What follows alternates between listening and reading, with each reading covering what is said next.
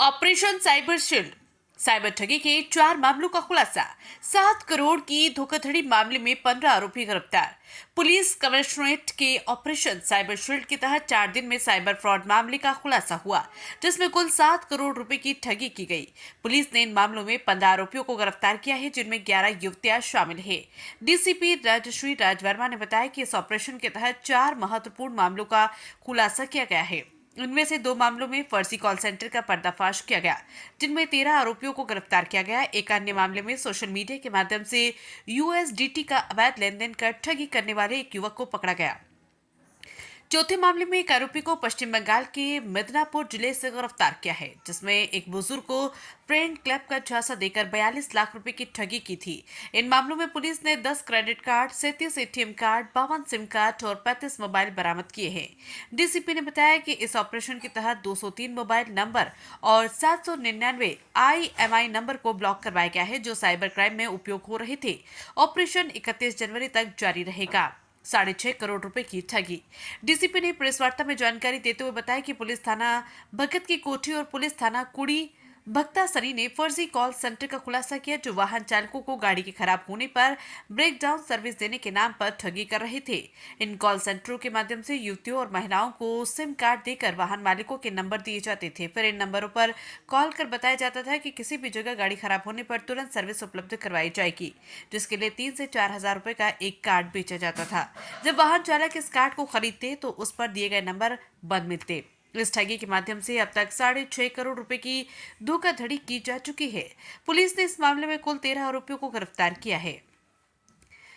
Friend club की सदस्यता के लिए ठगी। बासनी थाना क्षेत्र में एक 57 वर्षीय बुजुर्ग को कॉल कर एक व्यक्ति ने उसे महिलाओं से संपर्क करवाने के लिए फ्रेंड क्लब में सदस्यता दिलवाने का झांसा दिया। बुजुर्ग व्यक्ति ने उसकी बातों में आकर क्लब की सदस्यता के लिए शुल्क जमा किया।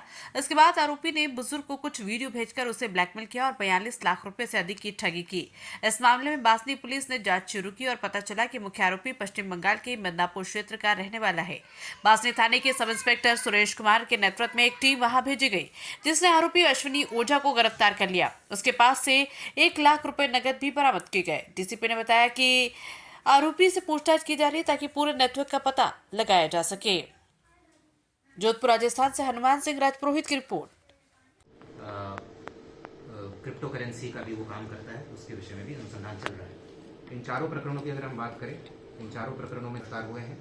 और अगर सीजर की हम बात करें तो एक कंप्यूटर सेट में printer, 10 credit card, 37 ATM card, 52 SIM card, 35 mobile, 1 lakh रुपए कैश, i20 गाड़ी और इसके अलावा 2 गाड़ियां और एक क्रेटा और एक स्विफ्ट और 2 बाइक, ये भी जब्त किए गए हैं।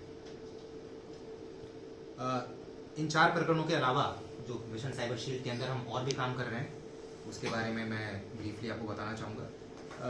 इसमें जो 1930 जो पोर्टल होता है हमारा, जिसमें हमारे साइबर फ्रॉड से संबंधित जितने परिवाद आते हैं, तो पिछले 15 दिनों में 2 तारीख से ये अभियान स्टार्ट हुआ है। पिछले 15 दिनों में हमने 815 शिकायतों का निस्तारण किया है। साथ ही साथ 203 मोबाइल नंबर और 799 IMEI नंबर जो कि साइबर फ्रॉड्स में इस्तेमाल हो रहे थे, उसको हमने चिन्हित किया और उनको ब्लॉक कराया है। अभी तक 83 जो गुमशुदा मोबाइल होते हैं, जिनका गुम हो जाता है या चोरी हो जाता है, हमने अभी तक 83 ऐसी मोबाइलों को भी बरामद किया है। और साथ में एक जन जागरूकता अभियान भी स्कूल कॉलेजेस में जाकर हम निरंतर रूप से चला रहे हैं। सर, ये कितने अभी तक जो हमने प्रारंभिक अनुसंधान में है, पिछले 2 सालों से चल रहा था। पिछले 2 सालों से चल रहा था और इनका जो एमओ था, ये बेसिकली एक ब्रेकडाउन सर्विस सेंटर, जैसे आपकी गाड़ी खराब हो जाती है तो आप कॉल करते हो कि भाई मेरी गाड़ी खराब हो गई है, तो ये एक कंपनी है, मैं अभी नाम नहीं लेना चाहूँगा, उस कंपनी से लोगों का प्राइवेट डेटा लेते थे कि भाई किसकी गाड़ी कहाँ पर है, किस तरीके की गाड़ी है, कहाँ लोकेशन है, और फिर महिलाओं को रिक्रूट करते थे कॉल सेंटर के लिए। फिर उनको कॉल करते थे और फिर बताते थे कि भाई आपको 3.5 से 4 हज़ार में इस तरीके का हमें कार्ड देंगे, आपकी गाड़ी कभी भी खराब हो तो आप हमें सूचना देंगे तो हम तुरंत वहाँ पर हमारा आदमी आ जाएगा रोड साइड। और इस तरीके से वो बेच देते थे 3.5 से 4 हज़ार रुपये में। मगर फिर उसमें जो कार्ड वो देते थे और जो नंबर देते थे वो फर्जी होता था, वो फिर लगता नहीं था। तो इसमें ये महिलाओं को 3.5 से 4 हज़ार का अगर आप ब्रेकअप देखेंगे तो महिलाओं को 700 रुपये पर कस्टमर मिलता था। जिस कुरियर से ये भेजते थे या कुरियर वाले को जिसको भेजते थे वहाँ कार्ड डिलीवर करने के लिए, उसको 100 से 150 रुपये देते थे। जिस कंपनी से ये प्राइवेट डेटा परचेज करते थे 5 रुपये पर कस्टमर के हिसाब से उन्हें उस प्राइवेट डेटा का पैसा कितने लोग कर रहे हैं। बट जो टोटल वैल्यू जो अभी हमने प्रारंभिक तौर पे जो इनके बैंक स्टेटमेंट्स देखे हैं और जो पूछताछ में सामने आया है, टोटल वैल्यू अगर इन कॉल सेंटर्स का बात करें तो करीब 6.5 करोड़ है। अच्छा 6.5 करोड़ की पिछले 2 सालों में इन्होंने। तो सर जो आप बता रहे हैं 1 लाख रुपया बस पूरे के 4 मामले रिकवर हुए। हमने 4 प्रकरण दर्ज किए हैं साइबर अपराध से संबंधित। इसमें 15 व्यक्तियों को गिरफ्तार किया है और टोटल जो इन 4 प्रकरणों में जो साइबर फ्रॉड का खुलासा हुआ है वो करीब 7 करोड़ रुपए का हुआ है। इनमें से 2 प्रकरण जो है वो फर्जी कॉल सेंटर से संबंधित है। जो एक कॉल सेंटर भगत की कोठी थाने में और एक कॉल सेंटर कुड़ी इलाके में इनका संचालन किया जा रहा था। इन 2 प्रकरणों में हमने जो 2 मुख्य संचालक हैं उनको गिरफ्तार किया और साथ में 11 महिलाएं जिनको इन संचालकों के द्वारा इस्तेमाल किया जा रहा था कॉल सेंटर्स में कॉल करने के लिए, उनको गिरफ्तार किया है। एक तीसरा जो प्रकरण है वो भी 10 तारीख को बासनी थाना में दर्ज हुआ था, जिसमें करीब 42 लाख रुपए का एक वृद्ध आदमी को ब्लैकमेल करके फर्जीवाड़ा किया गया था।